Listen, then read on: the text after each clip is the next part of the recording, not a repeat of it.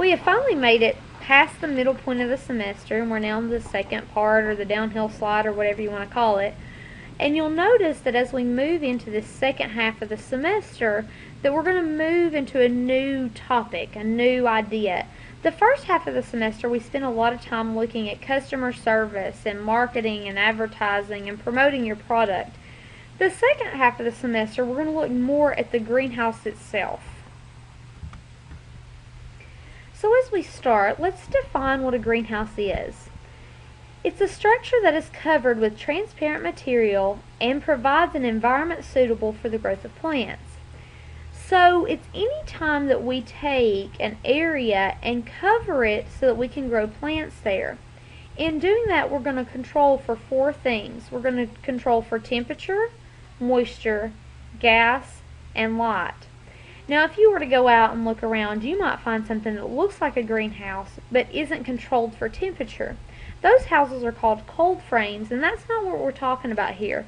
While they serve a purpose, we're talking about greenhouses that actually have a climate control, a temperature control inside. When we talk about greenhouses, or we think about greenhouses, we have to think about site selection. And of course, your site selection will depend on the purpose of your greenhouse, whether you're a retail or a wholesale operator. But there are some things that you need to consider. And a listing, since the text here is a little bit small, is found on Chapter 4A, page 2. This is Table 1 of your book. But I want you to kind of look down this list and see the things that are listed here that if you were going to choose as a greenhouse site that you want to look at. So let's look down the list of things that you might consider whenever you're going to pick a site for your greenhouse.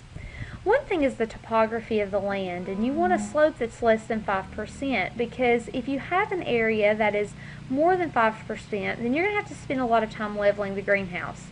Of course, if you've been to Granger County, you'll know that in Granger County they sometimes build greenhouses with the contour of the land and just go with it. But most of those places that you see are not true greenhouses. Those are cold frames, but not all of them. So it is possible to build on more than 5% land. You also want to think about windbreaks.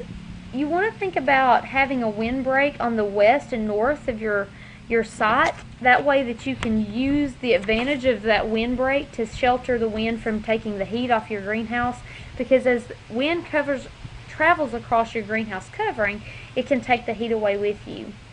You also want to be sure that you look at your water quality and quantity, and that you've done a thorough evaluation of that before you purchase the site, because water is essential for a greenhouse, and good quality water is essential. So you have to make sure that you've done the appropriate test when it comes to water quality and quantity. Another thing that's kind of important are utilities and services. You need to know if there are certain types of fuels available in your area.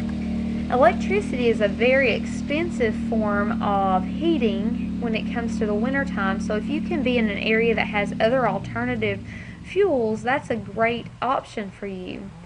You want to be located in an area that has a market for skilled labor or unskilled labor, either way. If you put your greenhouse somewhere where you can't get enough employees, then you're going to have a problem. So you need to make sure that you locate your greenhouse somewhere that you can actually find people to work. You also want to look at the local climate. Is it going to be hot? Is it going to be cold? How many sunny days are there on average? How much precipitation is on average?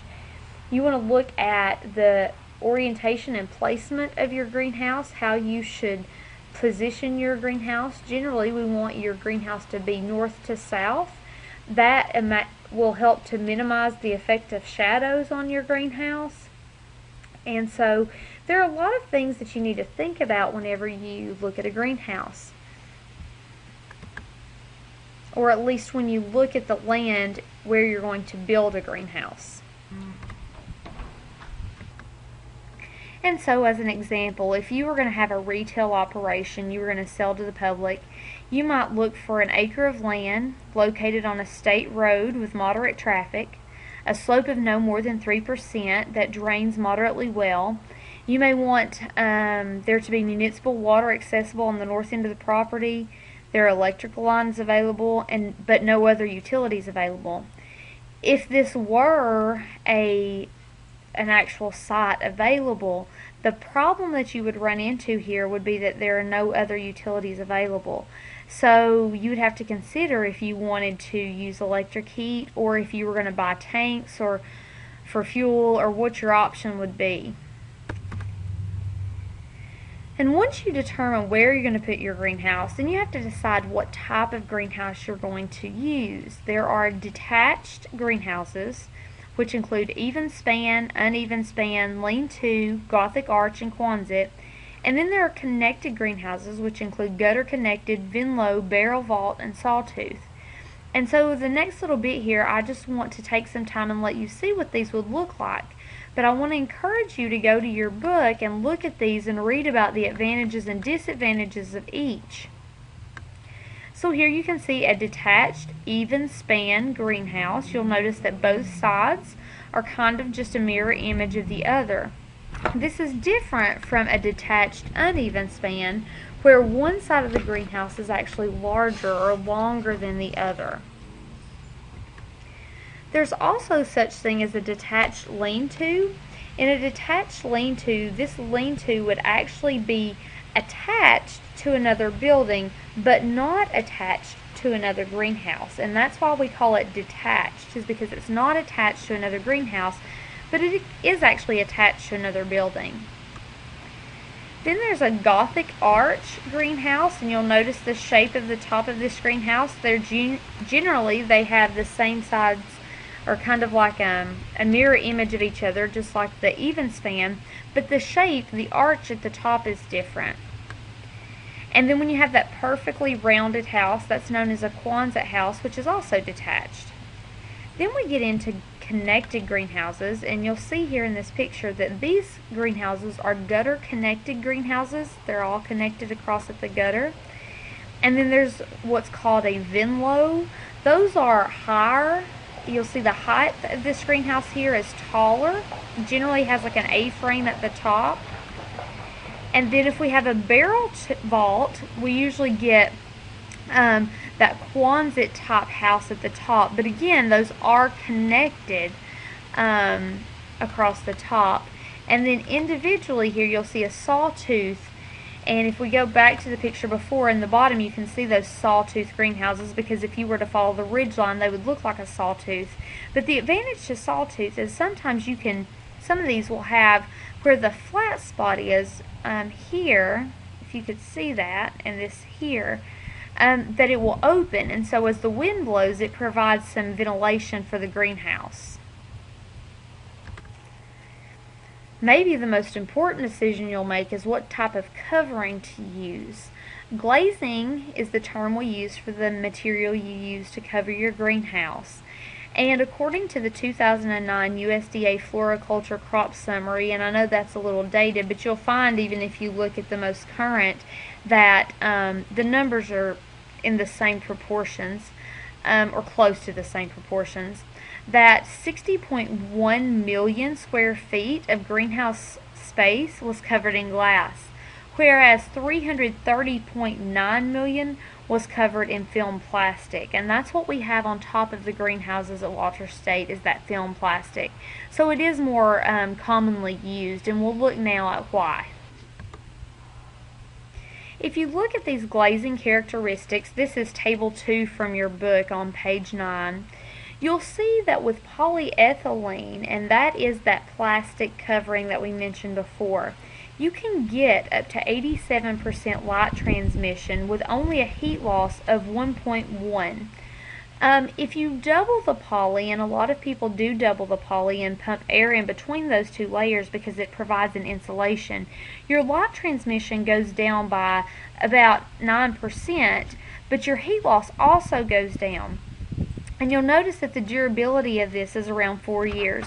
Truth be told, you can now get 6-year plastic, and of course over time your light transmission does decrease, but if you can get 6 years out of this plastic covering, then it may be worth your time, because if you look at the cost of polyethylene, which is somewhere between, if you do a double layer, somewhere between 10 and 20 cents per square foot. That's a lot cheaper than, say, if you were to use glass, which is around $3.50 per square foot. And some people say, but with the plastic, it's a reoccurring cost, and that is true. But when you think about the fact that you would have to replace the plastic about 15 times before you came up to the price of the glass, and that you're only going to replace the plastic once every 6 years, it only makes sense that a lot of people use plastic. The other advantage with plastic is that there's not such a great overhead in the beginning, and so if you're just getting started and you don't have that money to put, let's say, glass at $3.50 a square foot, or even polycarbonate that's well over $1 a square foot, the polyethylene plastic can provide a really good alternative for you. It's also important to note that the cost of polyethylene plastic, if you were to replace it, if something were to go wrong, if it were to get ripped in a storm, is much cheaper than replacing broken glass. And in America today, you usually find that most houses, I think, would be covered in polyethylene, and that's what we saw in the chart before. But just so that you know, the polyethylene is the plastic, very flimsy. Polycarbonate is a hard plastic. So if you were to come on the Walters State campus, you would find that the top of our Quonset houses are covered in polyethylene, the sidewalls are done in polycarbonate, and we do not have anything in glass. Even though glass has a higher light transmission, and it's important to note that it does have just as high of heat loss as a single layer of polyethylene. So that's something that we need to take into consideration when we choose a glazing for our greenhouses. You'll also need some kind of table in your greenhouse. We call these benches. When you construct your benches, you need to keep in mind that they should be somewhere between 32 and 36 inches tall and 36 to 50 inches wide.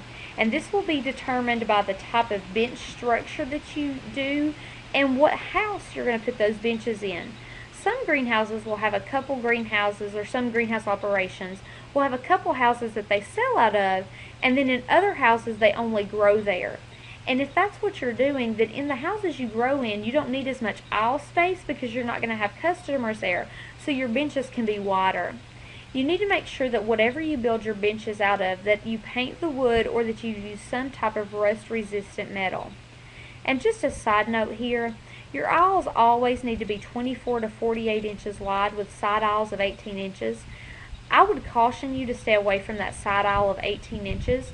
If you have a customer who comes in a wheelchair, you need to make sure that you have provided aisles that are wide enough that those customers can get down those aisles and get to the plants that they want to purchase.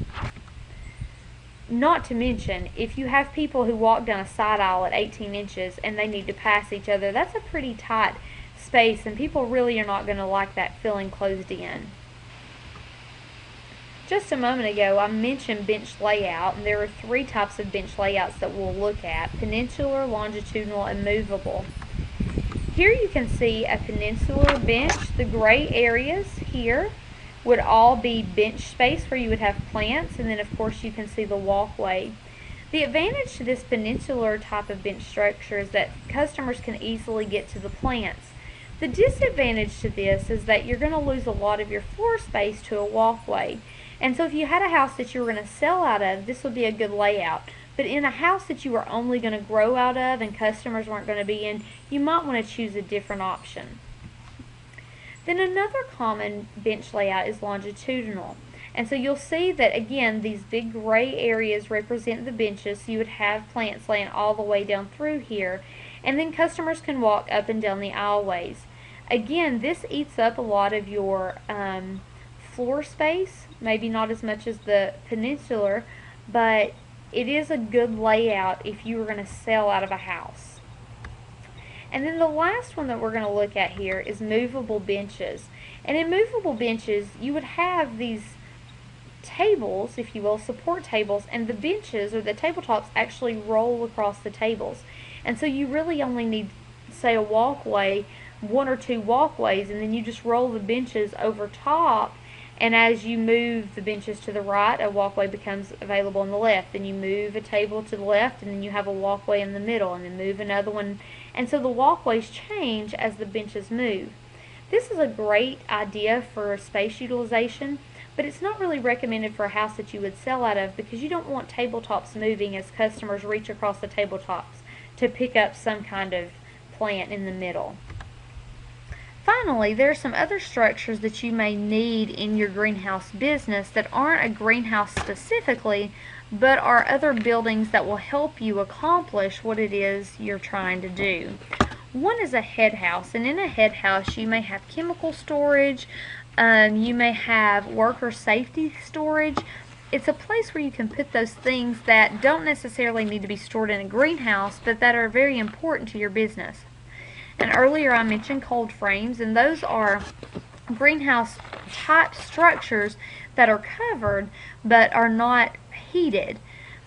A hotbed is something that you can sit your seedlings on. You might have a large table with maybe the heating germination mats over the top, and as you sit those young seedlings on there, that heat helps them to grow more.